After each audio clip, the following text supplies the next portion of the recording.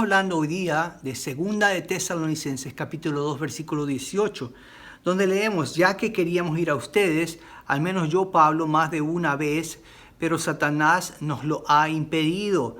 Y aquí vemos que el apóstol ha querido ir a los tesalonicenses en repetidas ocasiones. Recordemos que él había sido exiliado de Tesalónica, lo habían sacado y él ha querido regresar a visitar a la iglesia que había plantado. Él quiere regresar a los discípulos, pero él ha sido impedido, estorbado, bloqueado, y él sabe que es Satanás. Pero Pablo no pierde de vista que es Dios mismo el que no le ha permitido venir. Es Dios el que está por encima de Satanás. Satanás no es soberano. Él sabe que Dios es el soberano. De hecho, leemos en el libro de Hechos, capítulo 16, el versículo 7, lo siguiente: cuando llegaron a Misia, intentaron ir a Bitinia, pero el Espíritu de Jesús no se lo permitió.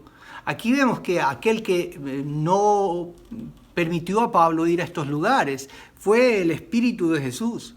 Es Dios mismo el que impide. También leemos en 2 Corintios 12:7 que Pablo tenía un aguijón en la carne. Vamos a ver ese versículo, pero dice allí: y dada la extraordinaria grandeza de las revelaciones, por esta razón, para impedir que me enalteciera, me fue dada una espina en la carne, un mensajero de Satanás que me abofetee para que no me enaltezca. No sabemos qué era exactamente ese aguijón de la carne.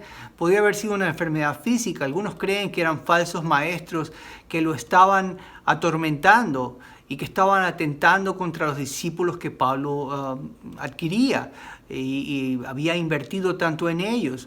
Pero lo que sabemos es que era el Señor el que había permitido este aguijón en la carne, esta espina en la carne, este mensajero de Satanás, para que lo abofetee, para mantenerlo en humildad, imagínense, para que no se enalteciese por causa de todas las revelaciones que tenía de parte de Dios.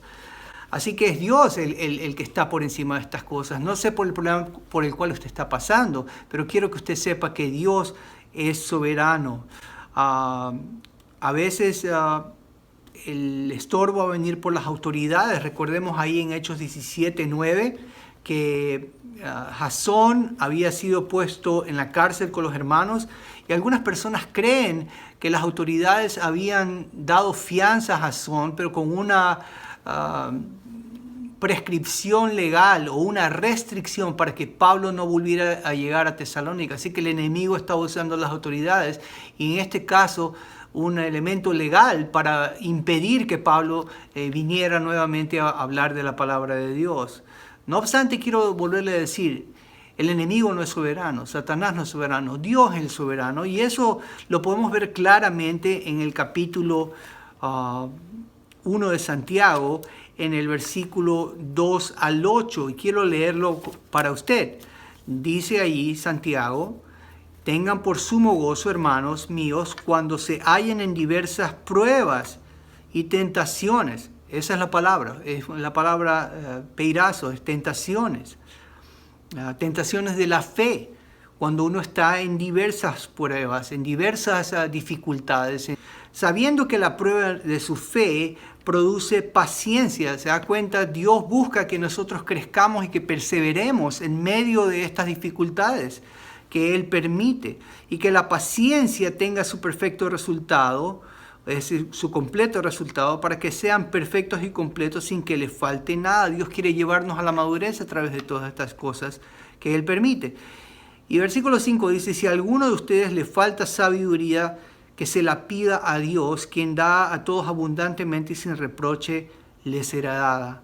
Pero que pida con fe sin dudar, porque el que duda es semejante a la ola del mar, impulsada por el viento y echada de una parte a otra. No piense pues ese hombre que recibirá cosa alguna del Señor, siendo hombre de doble ánimo, que duda, inestable en todos sus caminos.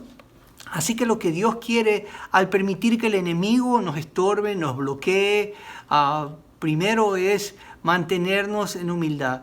Segundo es que perseveremos en Él, que tengamos paciencia, que le pidamos a Dios sabiduría. Y dice que Dios nos va a dar abundantemente su sabiduría, pero eso tenemos que hacerlo viviendo por fe, confiando en su palabra, dependiendo de Él, orando, Así que cuando tenga una prueba, una tribulación, no es el tiempo para alejarse de Dios. Eso es lo que quiere el enemigo. Es el tiempo para acercarse a Dios.